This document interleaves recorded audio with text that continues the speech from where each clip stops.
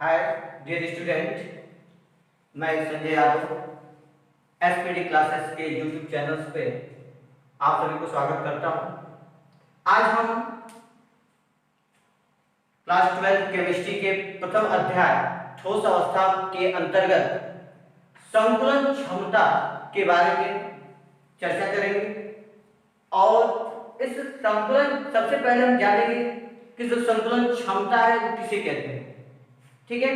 और उसके बाद संकुलन क्षमता के जो अंतर्गत महत्वपूर्ण क्वेश्चंस पूछे जाते हैं कि सरल घनीय एकक कोशिका के लिए प्रतिशत संकुलन क्षमता ज्ञात कीजिए, या एफसीसी के लिए प्रतिशत संकुलन क्षमता ज्ञात कीजिए, या बीसीसी के लिए प्रतिशत संकुलन क्षमता ज्ञात कीजिए। तो हम सबसे पहले देखेंगे कि संकुलन क्षमता किसे कहते हैं। यानी किसी क्रिस्टल जालक में उपस्थित अवयवी कण जालक के कुल आयतन का जितना भाग घेरता है उसे हम संकुलन क्षमता कहते हैं। यानी संकुलन क्षमता बराबर संकुलन क्षमता बराबर क्रिस्टल जालक के अवयवी कण का आयतन, क्रिस्टल जालक के अवयवी कण का आयतन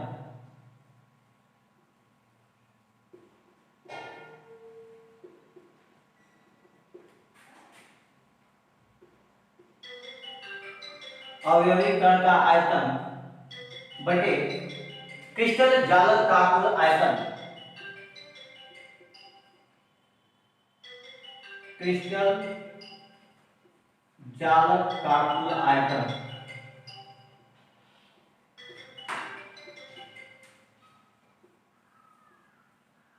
उसके बाद प्रतिशत संकुलन क्षमता,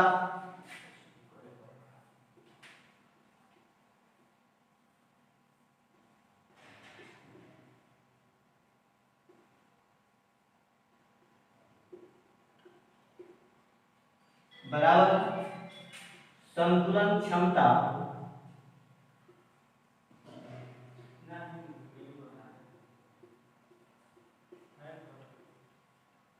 इंटू 100, ठीक है। और इसके साथ इन्हीं दो फार्मूले के आधार पे आपको निकालना है आगे की तरफ से, यानी आगे जो सरल घनीय एकक कोशिका, पहला जो इसके बाद जो टॉपिक होता है आपका इसी के अंतर्गत होता है सरल घनीय, सरल घनीय एकक कोशिका, जिसको हम बोलते हैं, इसको एससी बोलते हैं, एकक कोशिका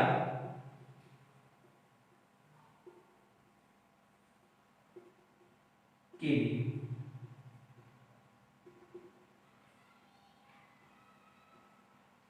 फॉर सिंपल क्यूबिक यूनिट से, for simple cubic unit cell,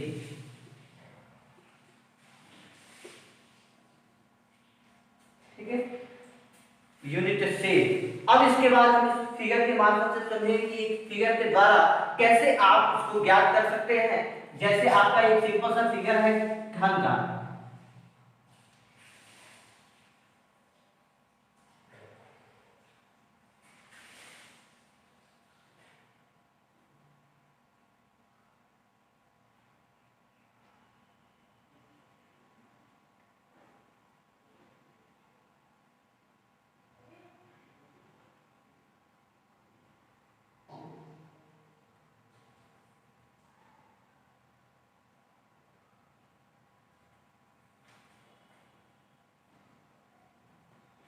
ठीक है।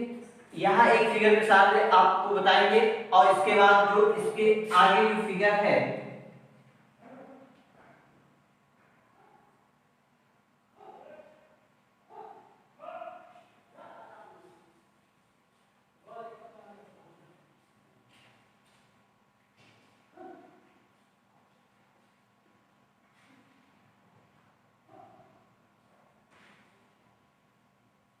ठीक है। और यहाँ पे इसके बाद हम चारों जो गोला है उस गोले का हम के सेंटर लेंगे, केंद्र ले लेंगे।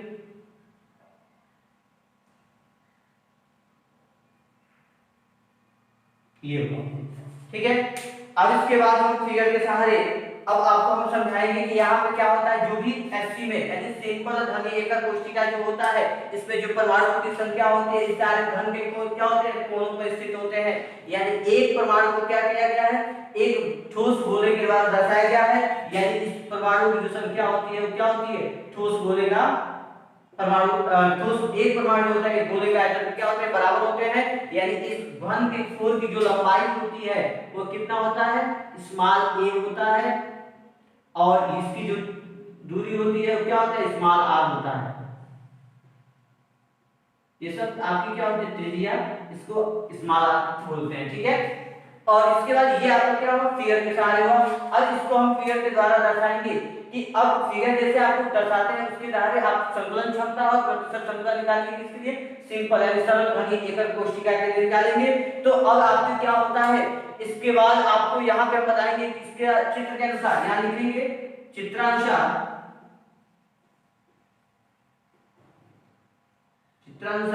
त्रिज्या क्या लिखेंगे, त्रिज्या स्मॉल r इक्वल टू क्या हो जाएगा, स्मॉल r इक्वल टू। देखिए अब यहाँ पे जो कोण की लंबाई है यानी पूरी लंबाई यहाँ से लेकर के क्या होता है, यहाँ तक क्या है r प्लस r नहीं है। तो अब यहाँ से क्या होगा, स्मॉल r। ठीक है। और स्मॉल त्रिज्या जो होती है वो क्या होगा, small r plus small r। और ये बराबर किसके होगा, यानी ये r यहाँ तक, फिर ये r, ये दोनों बराबर होगा किसके, स्मॉल a के बराबर होता है। तो अब ये क्या होता है, twice r equal to a। तो r इक्वल टू क्या हो जाएगा, a बाई 2। ठीक है। तो ये आपका निकला क्या, त्रिज्या निकल गया a बाई 2। अब यहाँ पे हम देखेंगे, अभी आपको हम बताए हैं जब एक परमाणु होता है वो गोले के आयतन के बराबर होता है। तो अब आप जानते हैं कि जो ठोस गोले का आयतन क्या होता है, ठोस गोले का आयतन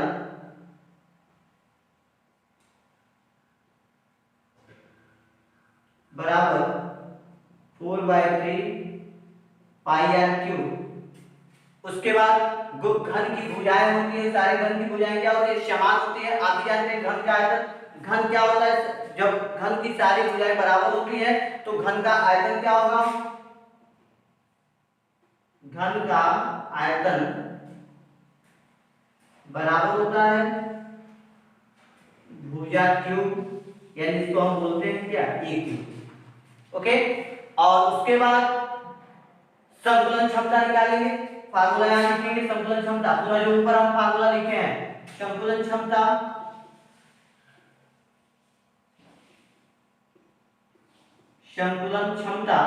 इक्वल टू क्या हो जाएगा, एक परमाणु का आयतन बटा घन का आयतन, एक परमाणु का आयतन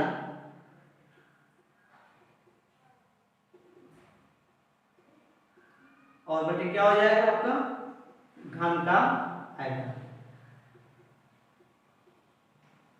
अब आपके एक परमाणु का आयतन क्या होता है, 4/3 पाई r क्यूब। लिखे हैं एक परमाणु का आयतन, लेकिन आप यहाँ लिखे हैं ठोस गोले का आयतन, क्योंकि ऊपर आपने बताया ना आपको कि जो भी एक परमाणु होता है वो ठोस गोले के द्वारा दर्शाया जाता है।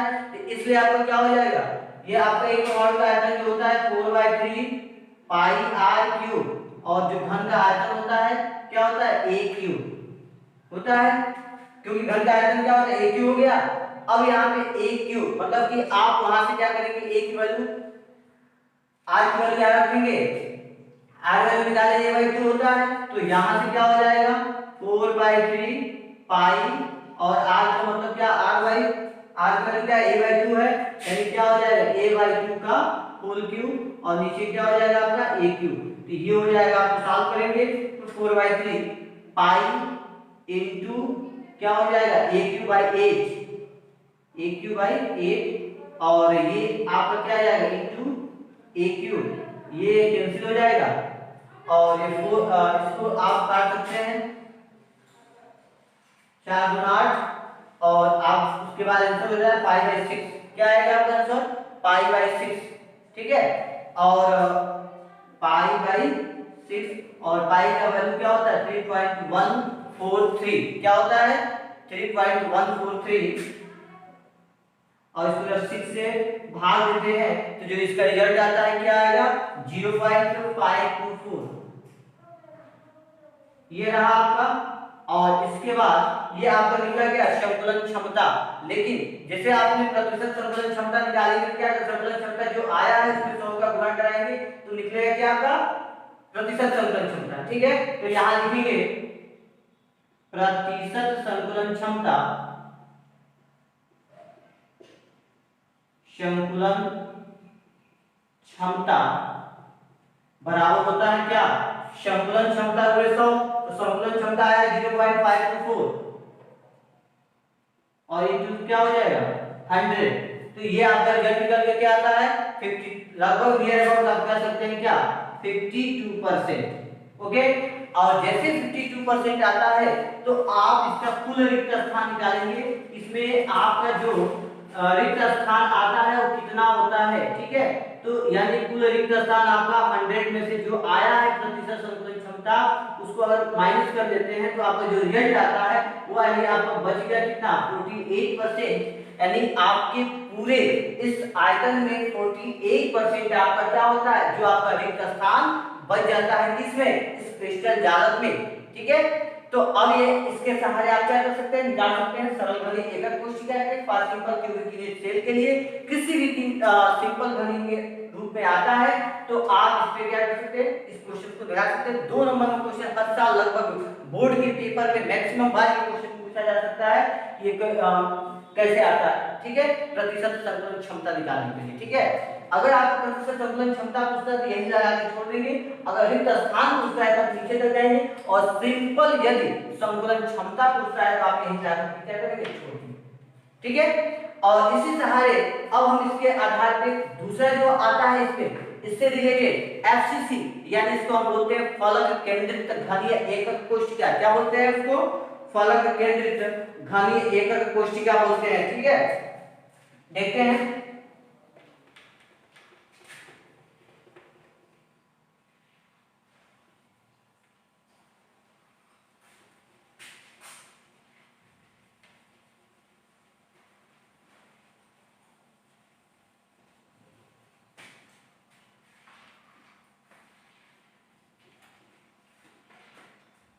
अब इसके बाद हम दूसरा जो पॉइंट आता है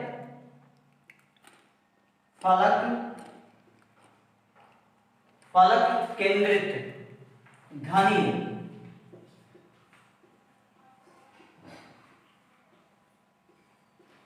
जिसको हम बोलते हैं शॉर्ट में एफसीसी, फलक केंद्रित घनीय एकक कोशिका के लिए पार एफसीसी। ठीक है, अब उसके बाद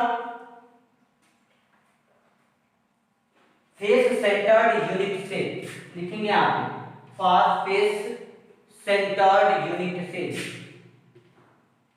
फॉर फेस सेंटर्ड यूनिट से। ठीक, इसको भी आप फिगर के मार्फत निकालेंगे। सेम प्रोसेस जैसे आपने लगाया है उन सारे प्रोसेसों के बारे में वही प्रोसेस आपको यहाँ पे भी लगाना है, यानी एफसीसी के लिए ही निकालना है। जैसे आपने वहां फिगर बनाए थे, यानी एफसीसी का मतलब होता है कि एफसीसी सबसे पहले जानेंगे कि यहाँ पे फलक केंद्रित घनीय एकक कोशिका किसे कहते हैं। यानी जो भी परमाणुओं के अवयवी कण होते हैं वह घन के कोनों के अलावा उसके फलकों के केंद्र पर भी उपस्थित होते हैं, उसको हम क्या बोलते हैं? फलक केंद्रित घनीय एकक कोशिका बोलते हैं। ठीक है, अब यहाँ पे देखिए फिगर को ड्रा करेंगे कि कैसे हम फिगर को यहाँ बनाएंगे। ठीक है, फलक केंद्रित घनीय एकक कोशिका फिगर वैसे ही होगा जैसे हमने आपको फिगर बनाए थे।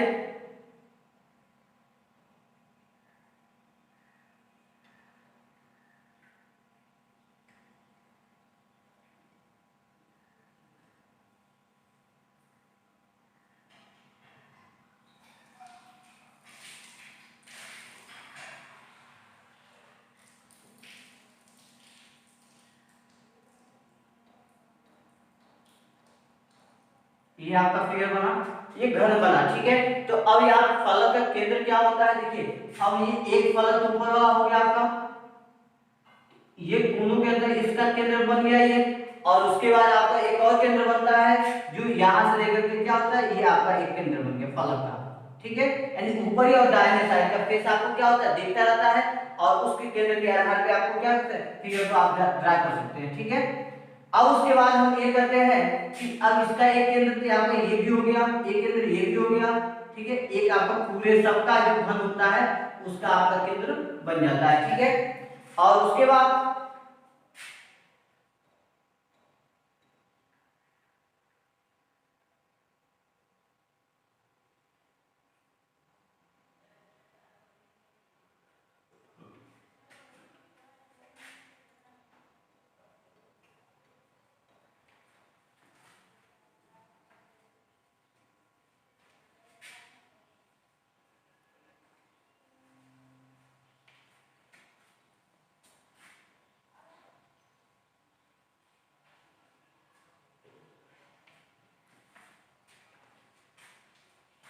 ये हो गया आपका P Q R और S, ठीक है। अब इसमें भी आपका क्या होता है, ये आपकी जो डिस्टेंस पिछले आधार पे ये R हो गया, यहाँ एक केंद्र ये आपका ट्वाइस R हो गया, ये आपका R हो गया, ठीक है। अब यहाँ पे क्या करेंगे कि अब यहाँ पे आप जैसे आपने पिछले आधार का आप निकाले थे, इसको आप G, इसको H, इसको A, इसको B, ठीक है। और उसके बाद ये हो गया आपका E, F और ये AB, और नीचे क्या होगा C, और ये आपका D हो जाएगा, ठीक है। और इसी को हम बोलते हैं काय विकर्ण, क्या बोलेंगे इसको, काय विकर्ण बोलते हैं,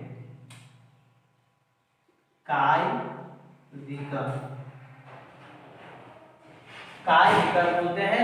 यानी क्या होता है, केंद्र की जो निकटवर्ती होता है, यानी सबसे निकटवर्ती आपका क्या होता है, ये होता है, उसको हम बोलते हैं काय विकर्ण बोलते हैं, ठीक है। और उसके बाद हम आप उसके आधार पर सॉल्व करेंगे कि अब यहाँ पे क्या होगा, इसको पाइथागोरस के प्रमेय से लेंगे, क्या होगा आपका पाइथागोरस प्रमेय से, पाइथागोरस के प्रमेय से क्या हो जाएगा, PQ square equal to PQ square equal to PQ square equal to क्या होता है,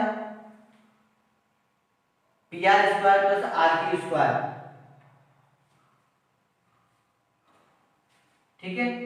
PR square plus RQ square, यानी PQ ये आपका, और ये हो जाएगा आपका R, ठीक है। यानी PQ square equal to PR square और प्लस क्या हो जाएगा RQ स्क्वायर, ये हो गया ना। ये आपको क्या होता है, कौन होता है, ये आधार हो गया और ये लंब हो गया, ठीक है। नहीं PQ square equal to PR square plus RQ square, यानी जो आपने फार्मूला पढ़े हैं 10th में, मैथ की फार्मूला होता है कि लंब का कर्ण का स्क्वायर इक्वल टू लंब का स्क्वायर प्लस आधार का स्क्वायर, ठीक है। उसी फार्मूले के आधार पर हमने निकाला है, और इसके आधार पे यदि PQ आप निकालते हैं तो ये आपका अंडर रूट में हो जाएगा, और इसकी वैल्यू आपको होती है क्या, a स्क्वायर, और यहाँ आपका क्या होता है a स्क्वायर प्लस ये हो जाएगा आपका क्या a स्क्वायर, ठीक है। यानी a स्क्वायर और इसके आधार पे आपका हो जाएगा अंडर रूट 2 इनटू a, ठीक है। अगर अंडर रूट 2 इनटू a हो गया, और इसके आधार पे हम PQ इक्वल टू अगर निकालेंगे तो ये जो डिस्टेंस है r है, स्मॉल r प्लस क्या होता है स्मॉल 2r प्लस क्या हो जाएगा स्मॉल r, ठीक है। यानी इसको हम जोड़ते हैं तो क्या होता है, ये आपका PQ इक्वल टू ये हो जाएगा आपका 4r, ठीक है। यानी PQ वैल्यू निकल गया, और इस PQ का मान समीकरण नंबर 1 में रख लेंगे, ये आपका इक्वेशन नंबर फर्स्ट है। यानी लिखेंगे PQ का मान समीकरण 1 में रखने पर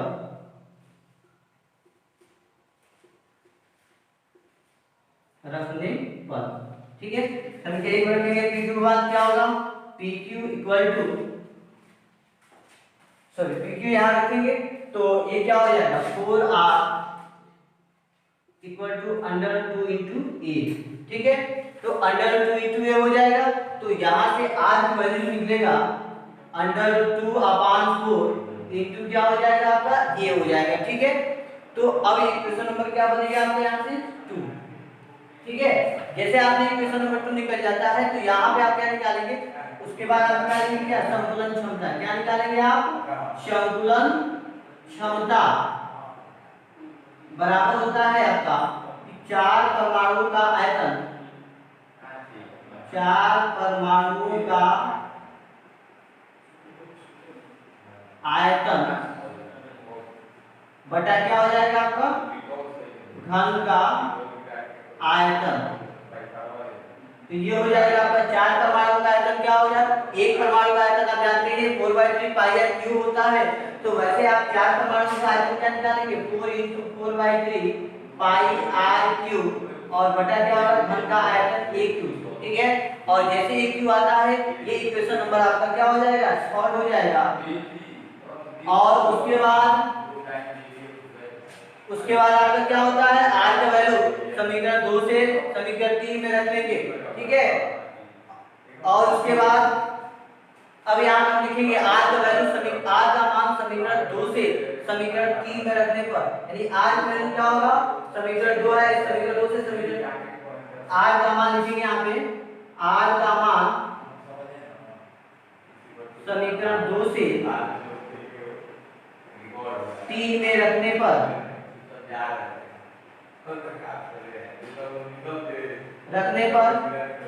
क्या हो जाएगा। अब यहाँ पे जो रखेंगे r की वैल्यू है तो ये आपका संयोजन क्षमता जो निकल के आएगा 4 × 4/3 पाई और r क्यूब का मतलब हो जाएगा क्या हो जाएगा आपका a√2 अपॉन 4 और क्या हो जाएगा r क्यूब है तो यानी इस मतलब क्या होगा होल क्यूब हो जाएगा। और उसके बाद नीचे क्या हो जाएगा आपका a क्यूब। ठीक है, जैसे आपका a क्यूब होता है अब इसको सॉल्व कर लेंगे तो क्या हो जाएगा, यहाँ लिखेंगे पुनः संतुलन क्षमता इक्वल टू ये हो जाएगा आपका 4 और इंटू 4/3 इंटू क्या हो जाएगा आपका a cube into 2 into under root 2 और नीचे हो जाएगा आपका 64 इंटू a क्यूब। अब इस a क्यूब से a क्यूब कैंसिल हो जाएगा, ये अब इससे क्या होगा 32 हो जाएगा, इससे ये कैंसिल हो जाएगा, a हो जाएगा और इससे फिर ये 2 हो जाएगा, यानी नीचे आपका आ जाएगा अंडर√2/6। यहाँ पाई आपका छूट रहा है, ये हो जाएगा आपका पाई/2/6। ये आंसर आया आपका। और इसका जो वैल्यू आप पाई का वैल्यू रखेंगे और अंडर√2 का वैल्यू रखेंगे और ये 6 होगा और इसको सॉल्व करेंगे तो आपका आएगा क्या 0.72 क्या आएगा, सॉरी 0.74% आएगा, 74 आ गया।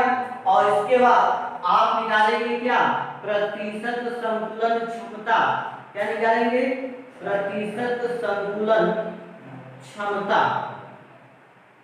ठीक है, और जो प्रतिशत संतुलन क्षमता होगा वो क्या हो जाएगा आपका 0.74 इंटू हो जाएगा आपका 100, यानी ये हो जाएगा आपका 74%। और जैसे आपका इसके बाद निकालेंगे क्या कुल रिक्त स्थान,